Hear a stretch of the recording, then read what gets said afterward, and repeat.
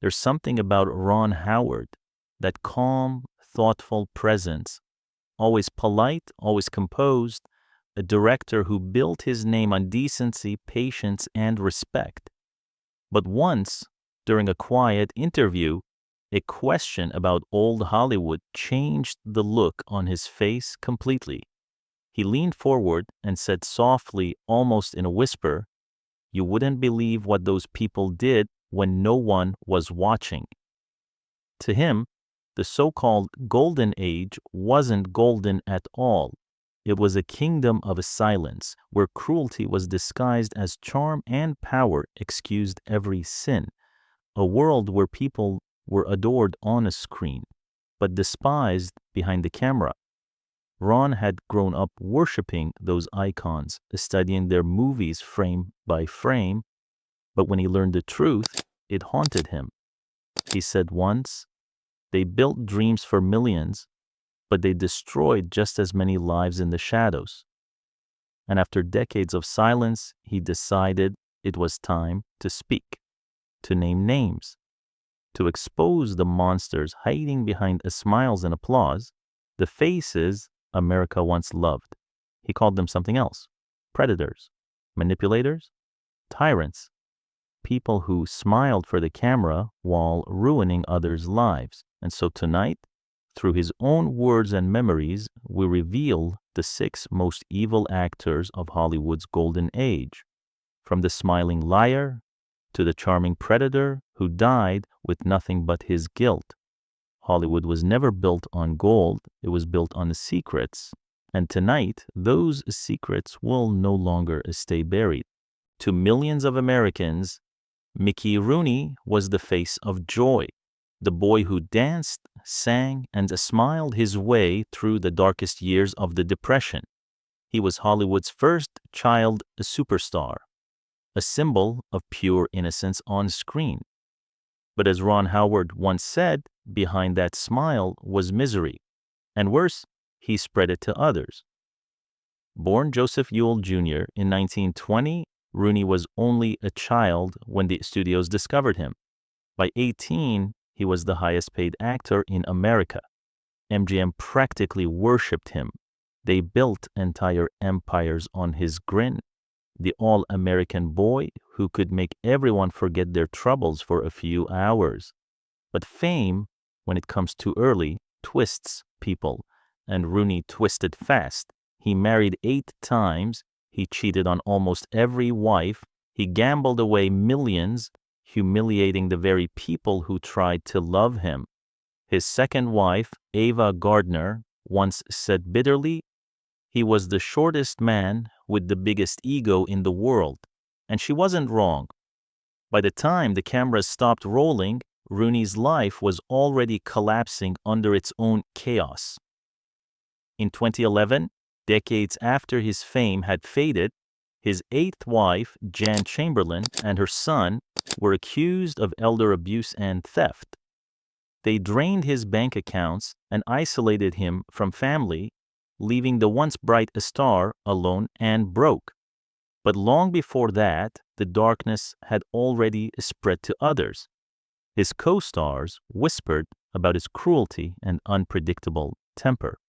Among them was Judy Garland, his closest friend during the MGM years. Together, they sang, danced, and smiled for the world. While off camera, Judy suffered silently under pressure from the studio and from him. She once said privately he could make you laugh one moment and destroy you the next.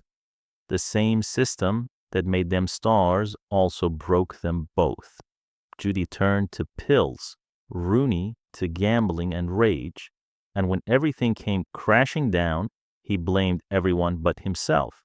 The studios, the wives, even God. In a 1979 interview, Rooney said, "I've lived 1,000 lives, but as Ron Howard later reflected, he lived all those lives for himself." By the time he died in 2014, at 93 years old, his estate was worth less than $20,000. No one claimed his body at first. Only after friends raised money was he quietly buried in Los Angeles. The man who once made the whole world laugh, now forgotten by nearly everyone. For Ron Howard, Rooney's story wasn't just tragic, it was symbolic. He once said, Hollywood's golden age used smiles as masks. He made millions laugh while he was dying inside.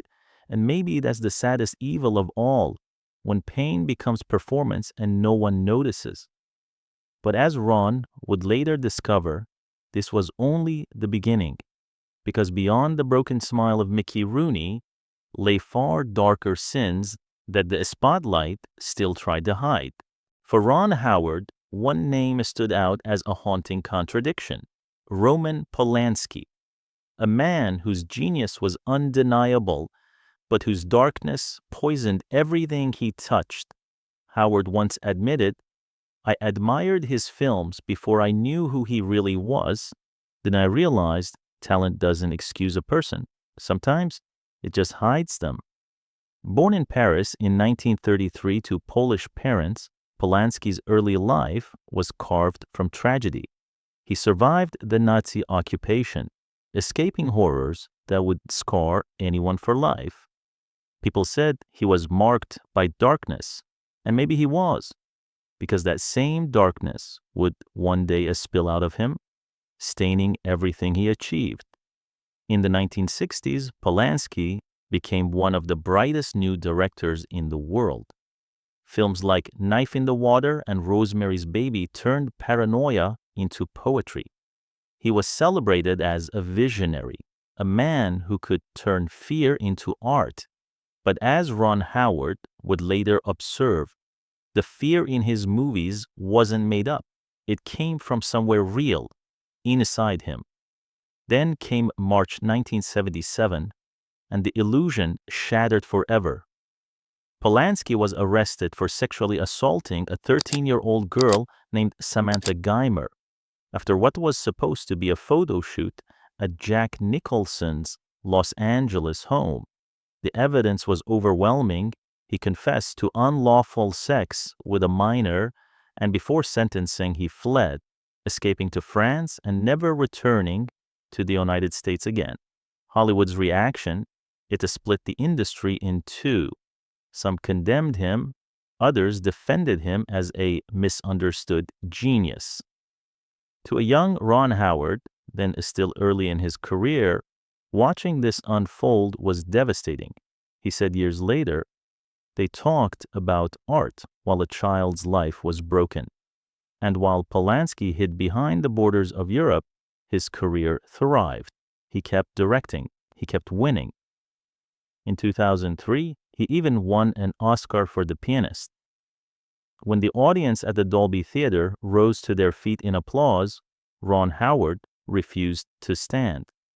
He said quietly, I thought of that girl alone at 13 and how that applause must sound to her. It was one of those moments when Hollywood's mask slipped, revealing just how deep its hypocrisy ran. The same industry that preached morality still worshipped its monsters.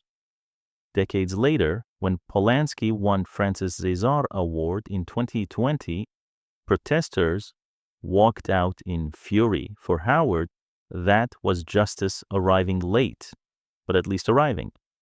He told Vanity Fair in 2021, it took the world 40 years to say what should have been said the next day, that a monster doesn't become less monstrous just because he can frame a shot. Even today, Polanski lives freely in Europe, untouchable, yet haunted.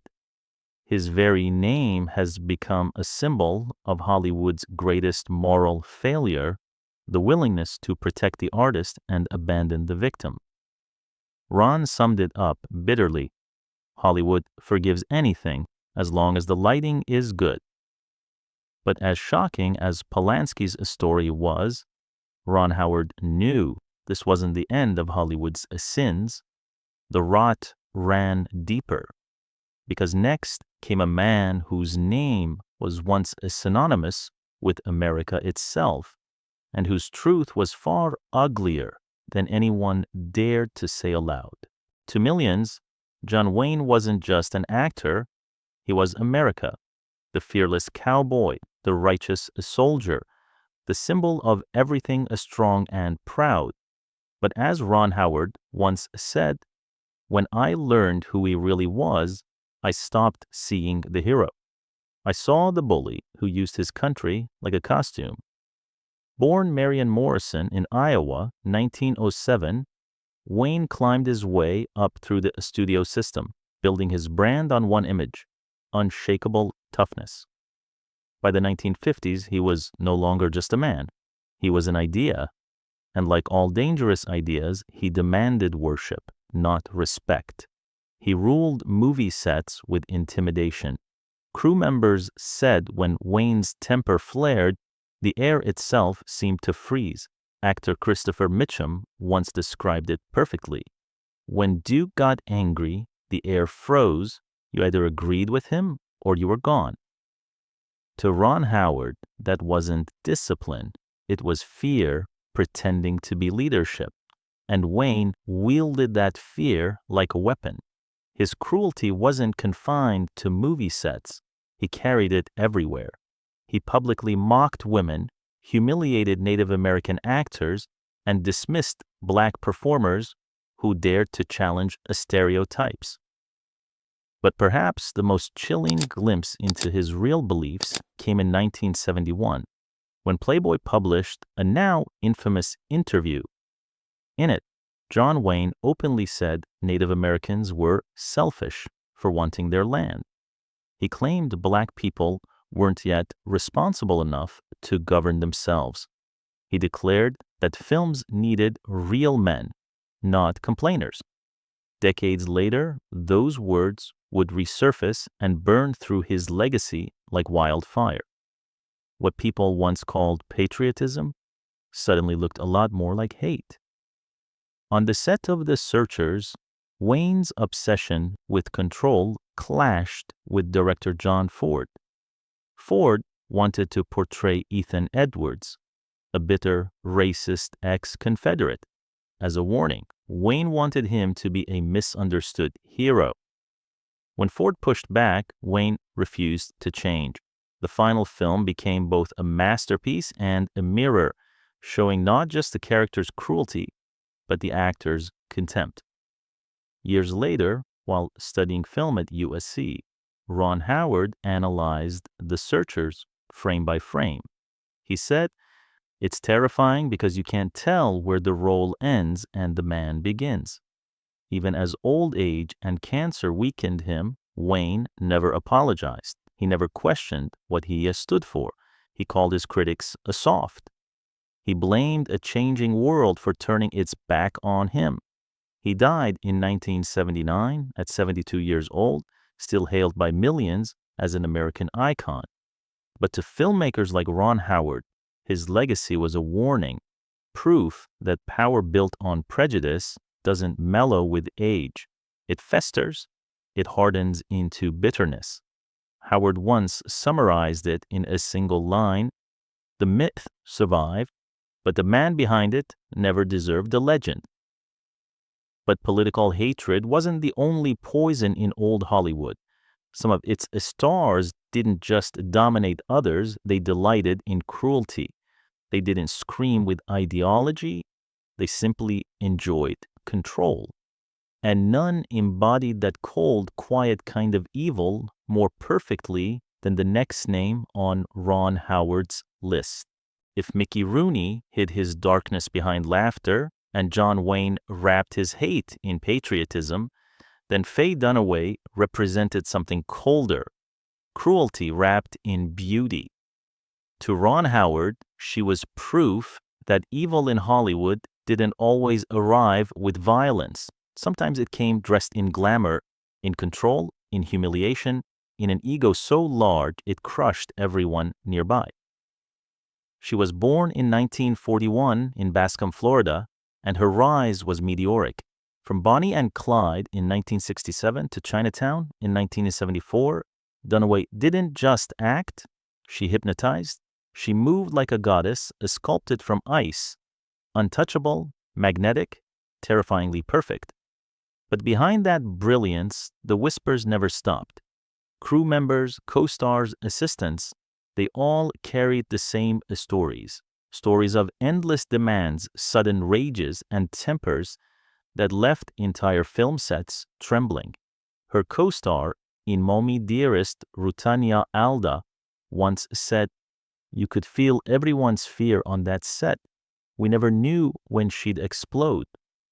Ironically, Mommy Dearest was about a cruel mother, Joan Crawford.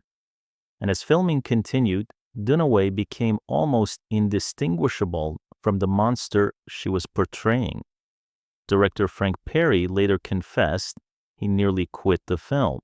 She would throw objects at crew members, scream at makeup artists, and refuse to shoot until the lighting was perfect. Ron Howard, watching from afar, took note.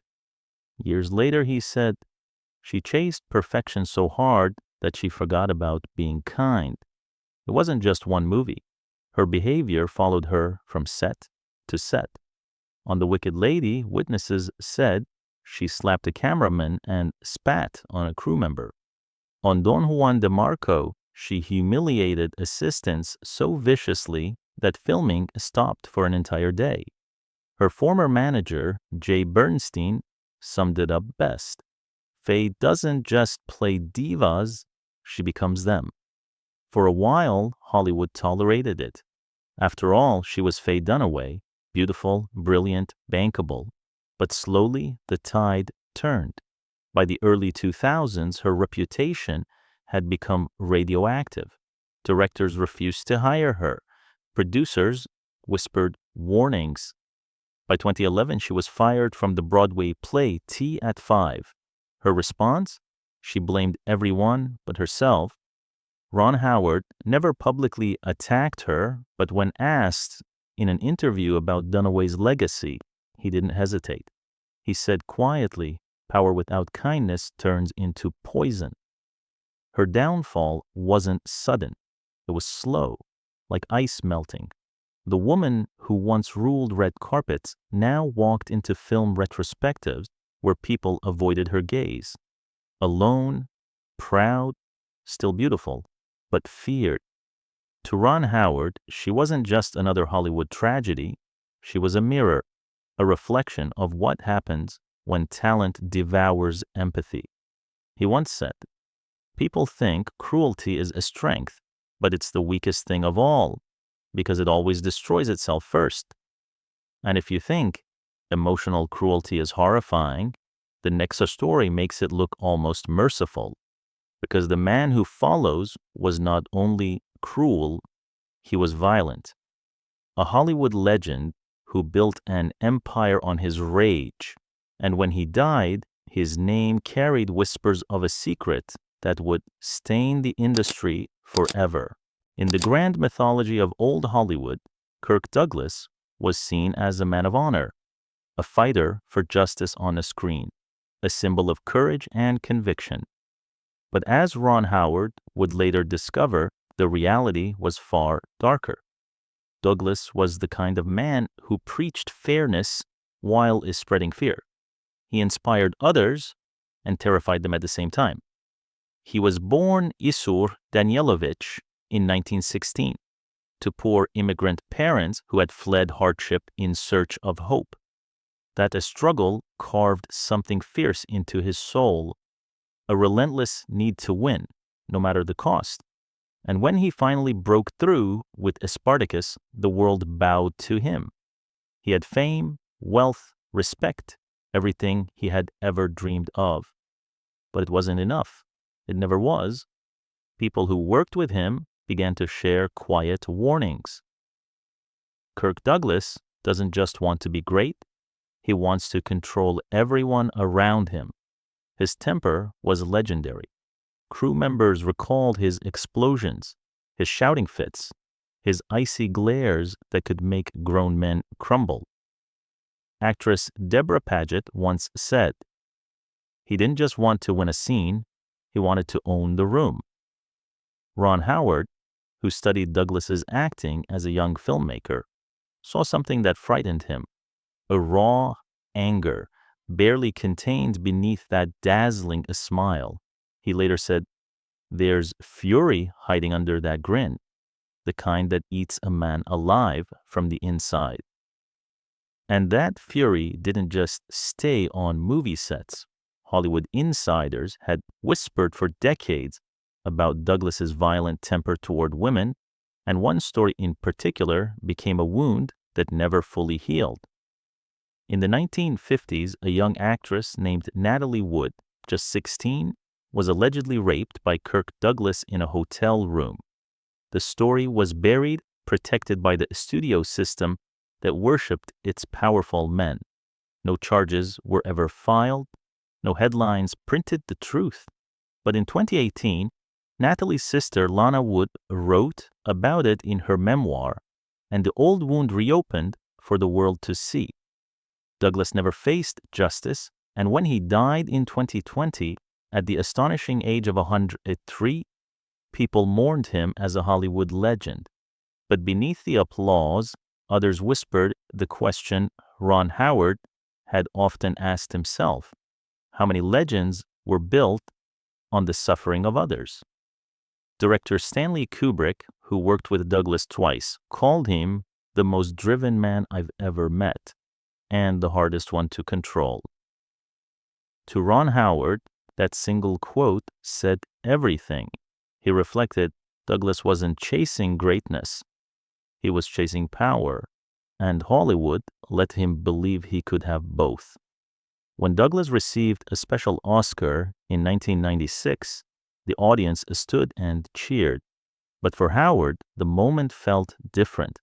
He saw not redemption, but performance, the final act of a man who'd spent a lifetime outrunning his own demons. He said later, under the applause, there was silence, and in that silence was the truth, that some of Hollywood's brightest stars built their success not on brilliance, but on fear.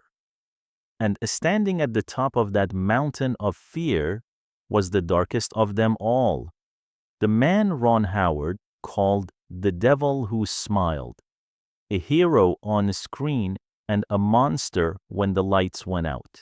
Before James Bond ever raised an eyebrow, before Jack Sparrow swaggered across a ship deck, there was Errol Flynn, the ultimate movie hero, the man who made danger look elegant, who made sin look charming. To the world, he was adventure itself, leaping from ropes, fencing with a grin, rescuing damsels with effortless style. But as Ron Howard once said quietly, behind that smile wasn't charm. It was hunger. He wasn't playing a hero. He was hiding a predator. Flynn was born in 1909 in Tasmania, a world away from the glitter of Los Angeles. By the 1930s, he had become Warner Brothers' golden boy. His breakout in Captain Blood in 1935 turned him into a global sensation. Money, women, fame, it all arrived at once. And Flynn devoured it all like a man starving for control. But under the dazzling lights and champagne laughter, there was a man rotting.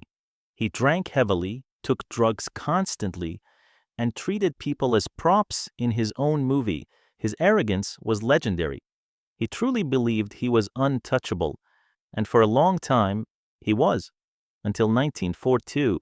That year, two teenage girls, Peggy Satterlee and Betty Hansen, accused Flynn of sexual assault. The case exploded across every newspaper in America. For the first time, the swashbuckling hero stood not before a camera, but a judge. Yet he treated the trial like a game. He laughed during testimony. He smirked when the victims cried. And he even joked that the courtroom lighting made him look good. Warner Brothers paid for elite lawyers. Fans camped outside the courthouse screaming his name. Behind the scenes, the studio paid witnesses to disappear. And when the verdict came, not guilty, Flynn walked free, smiling wider than ever. But the mask had already slipped. Private letters revealed later in 1978 showed a man who bragged about sleeping with terrified women, who mocked their fear as weakness. to Ron Howard. Reading those letters decades later felt like a revelation and a sickness. He said, "That's when I realized Hollywood didn't just protect terrible men, it built them." The public, blind in their adoration, called Flynn a rebel, the lovable troublemaker. But insiders called him something else, a warning. His addictions deepened, his debts grew, his health collapsed. By the late 1950s, Flynn's beauty was gone. The once golden hero looked decades older than his age. He drank until his hands shook. He lived in borrowed homes, chasing his youth through every bottle. In 1959, in Vancouver, his body finally gave up. He was only 50 years old. The autopsy was brutal. Heart failure, liver damage, a stomach disease, a body destroyed by excess and shame. But Ron Howard didn't see his death as tragedy. He saw it as a warning.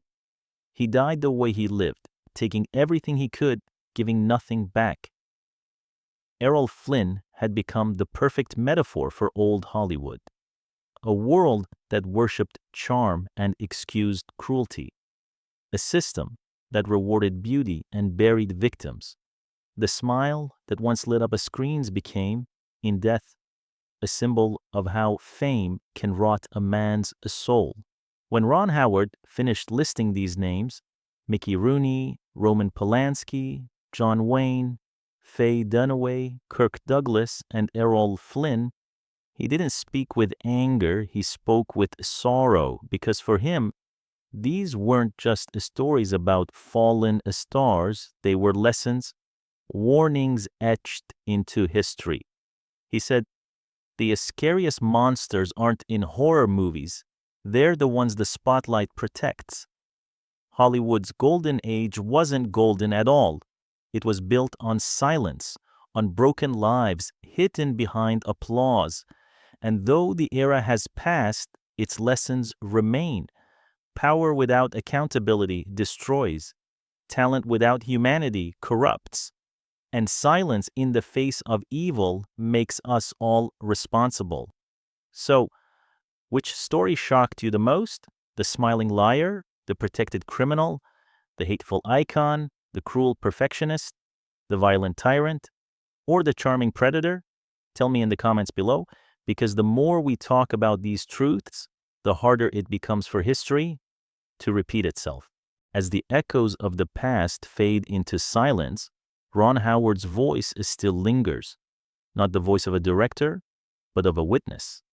A man who grew up believing in the magic of Hollywood, only to realize that its brightest lights often cast the darkest shadows. The so-called Golden Age was never truly golden. It was an empire built on beauty, money, and silence. A silence so powerful it protected monsters and punished truth-tellers. For every dream Hollywood gave the world, there was someone behind the curtain paying for it. With their dignity, their sanity, sometimes even their life. Ron Howard didn't tell these stories to destroy legacies. He told them because no legacy deserves to stand on a lie. Because when the world looks away from evil simply because it wears a tuxedo or stands in perfect lighting, we teach the next generation that power matters more than conscience. He said once, "The moment we separate art from accountability, we lose both." And maybe that's the real lesson, not to erase history, but to remember it honestly, to look at the stars of the past and see both their brilliance and their darkness. Because pretending one didn't exist only guarantees the other will rise again. So if this story made you think, if it made you question what lies behind the smiles on those old black and white screens, then don't let that feeling fade when the video ends. Talk about it, share it, because every time these truths are spoken aloud, the silence that once protected them weakens just a little more. And maybe one day, Hollywood's light will finally be honest. If you found this story eye-opening, hit the like button, subscribe, and share this video with someone who still believes the golden age was pure, because truth, like film, only survives when it's seen. Thank you for watching, and as Ron Howard would say, the real heroes of Hollywood aren't the ones on screen. They're the ones who dared to tell the truth.